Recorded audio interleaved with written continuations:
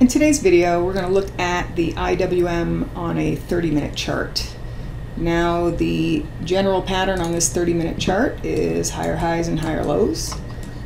And basically what you're seeing when you see this pattern is, a pullback typically into retracements and projections of prior declines, and then you typically see an extension of that swing. And then you always want to watch for possible termination of the move at the extensions, and then you look to get back in at the next pullback. So recently we did see another extension to the upside, okay, and then that was followed with a pullback.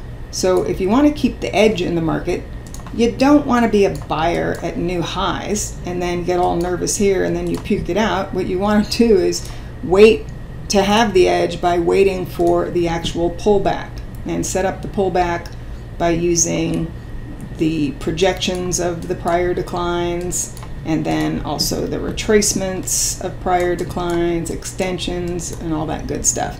So now we're at least moving into an area of support where I'm interested in looking for new buy triggers in IWM.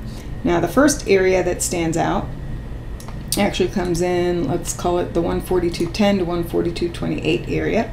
It includes symmetry, it includes a 1272 extension, it includes a 50% retracement, another cluster of levels underneath that, 141.88, 142.03, and one more below that at 141.57 to 68.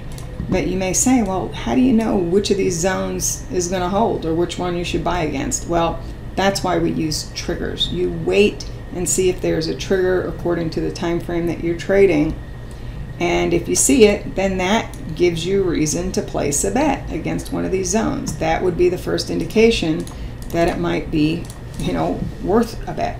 So what I do know is that this is testing support currently, and you can look for buy triggers.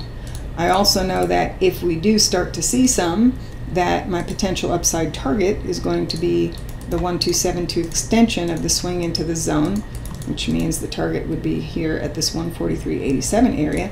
And then what I also know is that I can consider myself wrong the trade if either it breaks the low that is made prior to the buy signal, or if you want to give it a little bit more room, until it breaks the low of this zone. Okay, so risk essentially on this initial zone is underneath here, potential reward is up here.